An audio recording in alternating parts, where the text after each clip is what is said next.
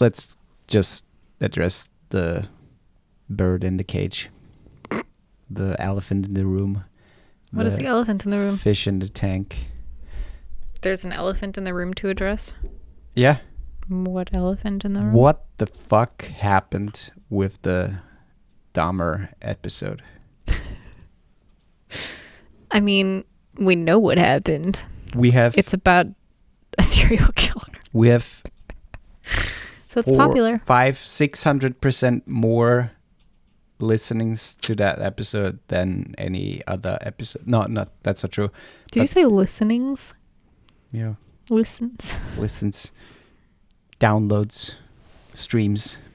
Downloads. That doesn't. Not compared everybody to downloads. Other episodes in the first 2 weeks. Yeah. It's pretty crazy. Yeah.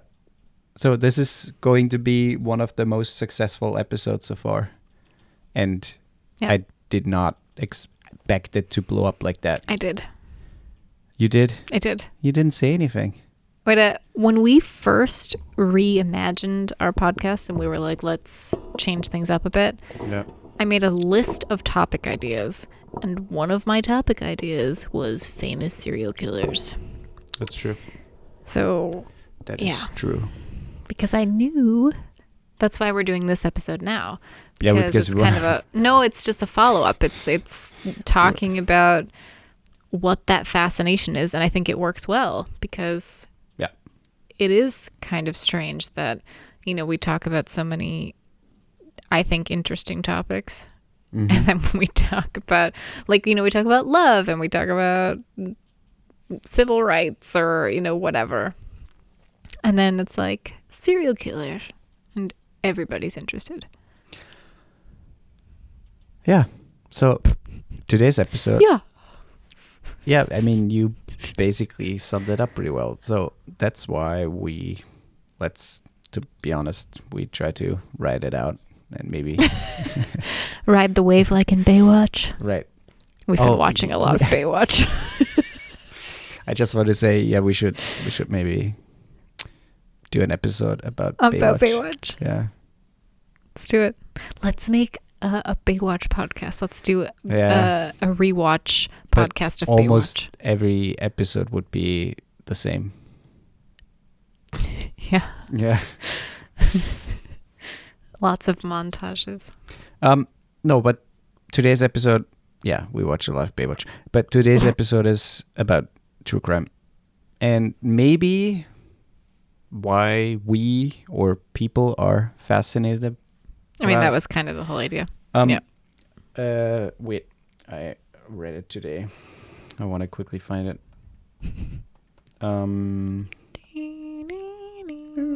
Yeah. So, here. And it's not surprising, but the Dahmer series, Monster, becomes Netflix's second biggest English TV show. What's the first? Yeah, wait. I don't know. Stranger Things, I think. Okay. Yeah. Makes sense. It was on top 10 it was on the top 10 list for 3 weeks in a row. And with 205.33 million hours viewed for the week of October 3rd to 9th. Oh, yeah. So a week. Yeah. That's crazy. That's crazy. And, it's fucking nuts. So that show blew up so fucking massive. So, I mean, with that in mind, now we can basically say why our episode is doing so well. Mm-hmm. Well, to be honest, I want to just add something more. To be honest, we didn't do the episode because we thought it's going to be a burn. And no, we just were interested in the controversy. We had an opinion about it. Yeah. Right. Because we don't sell out. We don't until now. We don't do what is it called? Clickbait. Mm-hmm. Even though, I mean, the title can be clickbait, but it's true. It's not clickbait. I mean, we talk about it. We change our titles sometimes after a while. Like after the episode's been out for a while, if sometimes we'll change the title to try to give it a boost. Yeah. So that's kind of clickbait. The thing is, I think a title of an episode for a podcast has a lot to do of why people click it, especially if you don't follow the podcast. Yeah. And if you look for a podcast to a certain topic, then I think a catchy title is the first thing. Yeah, obviously, it's like a thumbnail on YouTube. Yep. So let me ask you. I mean, I know the answer to this, but our listeners might not. How big my penis is? Sorry. No. Do you enjoy No. watching No. true crime? No. Like documentaries or docuseries or I mean, I already went into not that. like what we're watching now. Not No. like reenactment series. No. What I said on the Dahmer episode already is that I think that the docu-series, especially true crime docu-series, and let's be honest, those series are very similar in terms how they tell the story usually and how it unfolds. Mm-hmm. And most of the time, if they are not sure who did it or how they did it or whatever, they make it very vague. And at the end, they leave almost everything open, or at least the things they leave open that they don't know, obviously. Yeah. And that for me is very unsatisfying. That is a big reason why I don't like to watch the shows usually. And I like to be entertained. I like to be taken out of this world and not necessarily be shown more gruesome things than, I mean, compared to the news and stuff, you already see and hear so many shitty things during the day. Oh, the Ukraine got bombed again because Putin is pissed and whatever, I don't want to sit down at night and watch something that brings me down more. I get that, but I don't think you've always been that way, because we used to watch some true crime docu stuff together. Like there was one about was it about the Unabomber? There was something that we watched together that you really enjoyed. And you were very looking forward to watching it. And that's been with a couple of them. But wasn't this? That's my stomach. Oh wow! Okay, it sounded like the wind or something. Now the Unabomber story is so fascinating, how it unfolded and stuff. And it's not about a murder. It's not gruesome. But it's crime. It's crime. I totally agree. But the true crime stuff that I don't necessarily like is about serial killers and fucked up shit. And the Unabomber stuff there was some weird fucked up shit in it, but it was also kind of funny and weird because those people were so fucking dumb, and they got together and did so much stupid shit. And yeah, that was I guess there's some things that I like to watch in the true crime genre, but most of it I really don't enjoy. Simply for the reason I don't want to watch things of young people, women, whatever, getting murdered in a very gruesome way. I will say I have gone kind of away from them since just COVID and war and all of that shit. I have definitely watched fewer. However, I mean, I have watched a couple, but typically the ones I watch are not really about murders or about, lately at least, I've been watching other true crime stuff. It's about dogs solving crime. I would watch that. No, but Inspector Snuffles. But I don't watch it very often anymore. What I do watch, and I think this will just always be the case for me, is like horror and supernatural thrillers, like anything that's psychological thrillers, but not based on like true stories. Like that's my favorite genre of movie or TV series. I like anything that Mike Flanagan makes is fucking brilliant. Midnight Club. Yep, it's great.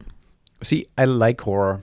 I like things like that because it's not true, and even if it's based on like real events, that to me gives it just a little flavor, and especially if they're well done. Like that's something where it's like, sure. If it's well done and it really scares the pants off of you, I'm like, that's I'm all in. If you think of Conjuring, for example, Conjuring is based on the real life of the two ghost hunters, exorcists, whatever you want to call them. The Warrens, and it's super fascinating then to read about it and to see what they do and what were they like, and then maybe watch some YouTube videos about it. But because you're interested, not because you want to watch something that shows you that, So I also like the dramatization, the typical Hollywood stuff, because then again, you're sucked into that story and it's not real, even though it is scary as fuck, maybe. Yeah. But I want to say something too. There has been a lot of studies surrounding the true crime thing, and I found an interesting article about that. Too much true crime, and I think it kind of makes sense. It's kind of obvious, but too much true crime stuff can bring you down, can lead to depression, anxiety, and stuff like that. And it's similar with consuming too much negative news, essentially. I would also imagine that it can desensitize you quite a bit. Sure. If you watch a lot of it, and especially if you watch shit about like serial killers or just people getting murdered in general, I feel like you can be pretty desensitized to the whole that's with thing. Almost every brutal, off-putting content. It's like if you watch really hardcore porn all the time, at some point you probably can't beat off to it anymore. I assume. Maybe. Yeah, I haven't been there. I found something interesting too. It's called 4 Reasons Why We Are Fascinated by True Crime Entertainment. And one of the points is because we're curious about what drives people to do the unthinkable. That's my biggest. And I think that goes along with all the real interviews with people on YouTube, or even the series Mindhunters on Netflix, where the criminal psychology is like portrayed, and people try to understand the psyche of mass murderers and killers, and the thing is, most of the time it's not as complicated. A lot of them have had a shitty childhood, or were abused, or something happened that traumatized them a lot, or even they had like some defect from birth on. But there are also studies that show that there are still it's a large percentage where they had completely normal upbringings. Yeah. So it comes down to a brain thing. Yeah, that's what I was so fascinated. When I was in college, my major was psychology for a while, and then I dropped out. But it's one of those things. I was so fascinated that my favorite classes were about the brain, and just how first of all, just how things work in general in the brain, like the very scientific side of it, but then also studying like the brain of different disorders, like what happens with this disorder in the brain, because every disorder, whether it's you're a serial killer or you have anorexia, everything has a pattern in the brain, and I think it's so fascinating. And so for me, that's the draw, is what, and I wanted to go into I was stuck between 2 different schools of psychology, but one that I really wanted to study was criminal psychology, because it's so fascinating. I think a big reason why serial killers do what they do is also a sexual related thing. I mean, Freud brought down everything to sex and sexual frustration and stuff like that, and how it can unplay and unfold if you don't, get off in a proper way. But I think also people are fascinated by just the simple thought of giving into really dark thoughts. I think all of us at some point experience really dark thoughts. Sure. And I sometimes have really dark thoughts where it's like, oh wow, where's that coming from? I mean, I think it's normal. I think everybody has thoughts where, like, I, for instance, also have thoughts sometimes where they just randomly pop into my head. And sometimes it makes me think, like, am I a psychopath? I mean, because we all they're are, I so, think. sometimes they're so crazy. Yeah. Where it's like, what on earth makes me have that thought? Yeah. But I think the interesting thing is that, like, 99% or maybe 95%, I don't know, of people don't give in or don't get to a point where they give in into that thought. Because, I mean, there's this one TV show, I don't know what it's called, where, and then she snapped. It's called Snapped. Oh, Snapped, yeah. Where they show people on the brink of, you know, frustration or just pure exhaustion, and then they just snap and do something that they would never usually do because all the animal instincts are just taking over and it's pure aggression. So that brings me to the second part. The second part of the thing that I found was like we want to preserve our belief in justice. And I think that's funny. That's not at all a reason for me because I feel like so often it doesn't come to justice. That's what I just want to say. I think that point is maybe true for some of it, but at the same point, I think that's not a big reason why people are drawn to it. Maybe in their like unconscious part where they want to believe in good and want to believe, okay, whatever the person did, they got what they deserved at the end somehow. I don't know. But there are also so many, like, there are so many stories about people doing horrendous things and never getting caught or never being found, or they escape, or they somehow get out of the grips of the police and never fall back into the system. Yeah.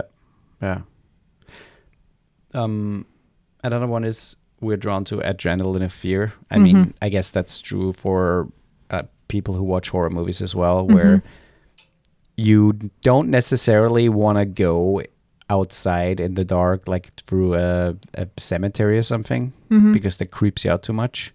Some people do as a you know, dare. But watching horror movies is different because technically you're under control. You can look away, you can pause it, and anytime you're in a safe environment. But it still gives you this like on the edge feeling. And I guess that's the same with true crime, even more so because you know. And I think that's like a big part why I can't watch, or I don't want to watch true crime as much, because I am aware at any point that this was or is real. And I guess a lot of people watch that and can just put aside the fact that it was real. And for me, the simple thing is, I mean, with Dahmer, it's all different because it's obviously not a documentary. But for me, it's just simply how it's filmed, you know, documentary versus movie and stuff. There's such a distinct difference, and that's all I see. And I know, okay, this is real. This was real. This happened. And so a horror movie, I have the film, look, everything. So I know, okay, this is not real. This is a movie.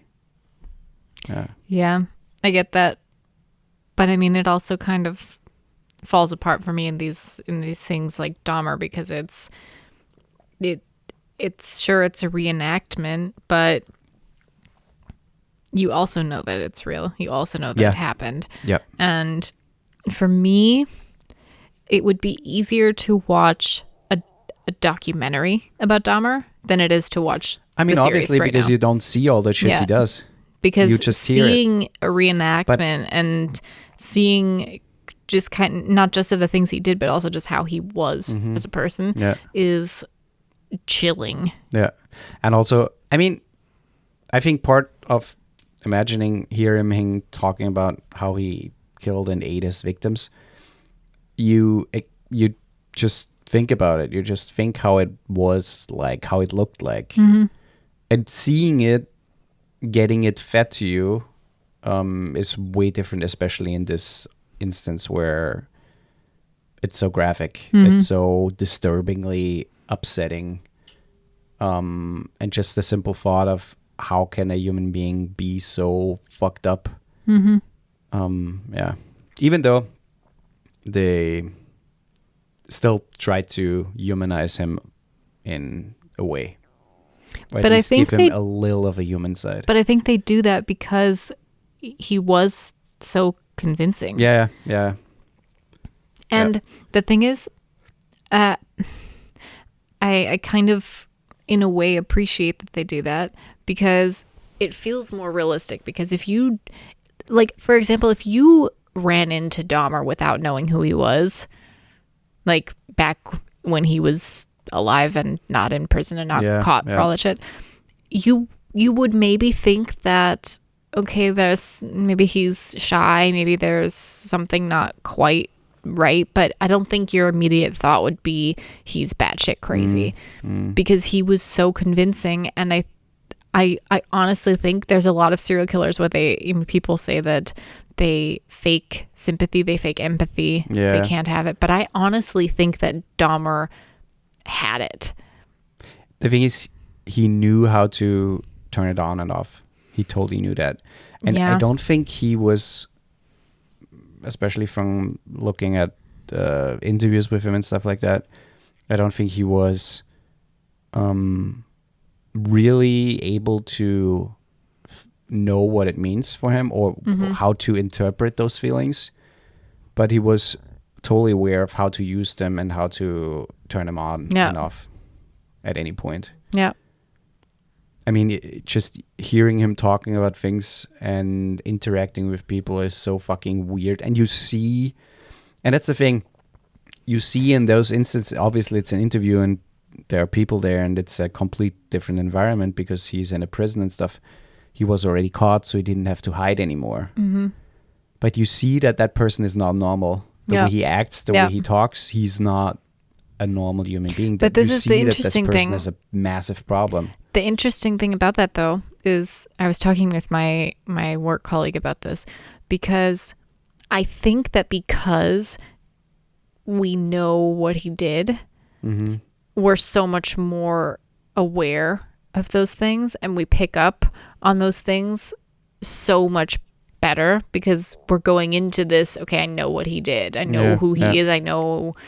But my point is, if you had met him in a time when you didn't know any of that, I don't think that would come off that way, the way that it comes off now. I think it would come off that he's strange, but I don't think it would come off like he's, you know what I mean? Obviously, if he's still feeding his desire to kill and trying to lure people into his whatever, I mean, obviously he's trying to act normal and act as... But I think he also desperately wanted that. I think he desperately wanted to be normal. Maybe at some point, yeah. Sure. I mean, the whole story with him and the deaf guy, Tony. Yeah. Sure. Obviously, we don't know how much of that is true. It's a reenactment, and we don't know how he acted in those moments. But I mean, if it's anything like it's portrayed, it seemed as if he so desperately wanted to just feel like a normal person who's having a normal relationship. We should go a little away from Dahmer. I don't want to do like sorry. It's just a fascinating episode. What's fascinating to me about the whole subject is sometimes reading about people who I didn't know who are real, who are, who did unspeakable things, because then again, it's like this fascinating of how, first of all, what did that person do and how did they do it for such a long time without being caught? And there's a massive history of Austrian serial killers. And it's pretty frightening to think of, it's a small country and obviously there are fucked up people in this country. Sure, everywhere are. But to think of some really gruesome murders that happened in Austria, partly not that long ago, and some of them are still sitting in like somewhere like in a prison in Austria until they die. It's a pretty weird thing. There's this one guy, called Jack Unterweger. I want to just quickly looking up again, but he was pretty similar to Dahmer. He didn't eat anybody, but he killed a lot of women, prostitutes, and he was very likable. Mm-hmm. He was so likable that they basically prosecuted for murder, and he had to go to prison. And he started to writing poems and books and stuff like that, prosa and stuff like that. And a lot of intellectual people fought to get him free. Mm-hmm. And they eventually convinced the jury and to let him free sooner, and he started killing again. Mm-hmm. And it's a very interesting story because then he ran off to the US and he was caught in Miami, and they brought him back to Austria and prosecuted. Yeah. Yeah. But that's an interesting, if you want to look him up, his name was Jack Unterweger. There's also an English article on him. And it's a pretty fucked up story. And there's also a movie about it. And that's the next thing. So in Austria, there are some serial killers, and again, it's a small country, but there are also movies about them. Mm-hmm. There are a lot of movies about serial killers here, and old movies. So, for example, this movie is from about Jack Unterweger, I think it's from the 90s or 80s. Mm-hmm. Apparently, it's good. I've never seen it, but it's so interesting to me that whole true crime aspect of things is not something new. Is not something obviously it's so dense right now because a lot of like Netflix is just pushing content out right now, and it feels a lot. But the true crime genre has been around for centuries. Mm-hmm. And I mean, even think about Ed Gein. Mm-hmm. I mean, there has been a few documentaries about him in the 70s and stuff, and technically Psycho. Isn't he also from Wisconsin? Yeah. They're like some of the most infamous, Dahmer, Ed Gein. There are so many infamous serial killers that are from Wisconsin. Yeah. I mean, Ed Gein is way up there. And yeah. And Psycho again. Psycho was a movie based on Ed Gein. Texas Chainsaw Massacre is based on Ed Gein. Psycho is based on Ed Gein? Yeah. I mean, Psycho is very, very closely based on Ed Gein with his mother and stuff like that. It's pretty fucked up. Yeah. So I guess I am also a sucker for things like that in terms of reading about it. But I like to read about stuff like that because I'm able to not imagine certain things when I read them, which makes it easy for me. But watching them is a different story. And also reading about it is like, okay, it takes 5 minutes. Watching a show about a serial killer, that's like 8 to 10 hours. That's way too much for me. Yeah. Yeah, it's an interesting topic. We definitely promise you that next week we won't have a I mean, we're trying to stick with a theme in October because it's Spooktober. Yeah. So for example, I don't think it's next week, but the week after, whatever the last Friday before Halloween is. So that actually might be next week. No, week after. The week after. We are doing an episode about scary stories, but like actual things that happened to people. Whether it's a supernatural story like ghost story or just in general scary things. So we're going to be sharing some stories that people have sent us, and if you have a story that you would like to share, call to action, you can either write us on Instagram and we'll send you our email address, and you'll find our email on our website. Oh, you can do our podcast email. That's true. So just go to our website then, and you can write us an email with the story, or you can also email us a voice memo. Yeah. If it's a little longer, and maybe keep it between 3 and 5 minutes And tops. We'll put it in the podcast and listen. We listened to it for the first time on the podcast, so Yes. You'll get our reaction. Yeah, so we will react to your story. Exactly. Yeah. So please send us here. We've already got a good collection, but we could use some more. That'd be fun. Yeah. And don't send us nudes. please don't send us nudes. Unless they're tasteful. No. I mean, It's harassment to send people nudes if they don't ask for nudes. I just said, if it's a tasteful nude. Yeah, but I don't want to see people's tasteful nudes. Why? If I'll link it in the description, but because I can't think of the author's name, but if you're interested in like how the brain works with certain disorders, there's a great book called The Odd Brain, and I've read it like 5 times. And each chapter is based on a different disorder, and it just talks about what happens with the brain in that disorder, but it's very well written in this fact that it's not like super, super scientific. It's a really good read. So definitely recommend if you're into that. You'll find everything in the description. And again, please rate the podcast on Apple Podcast and Spotify and wherever you listen to a podcast, if you can rate it. Please obviously follow us, subscribe to the podcast, and if you like what you hear, share the podcast. Yeah. Indeed. And hit us up on our Instagram. Yep. That's it. Watch out for spooky deer. Good boy.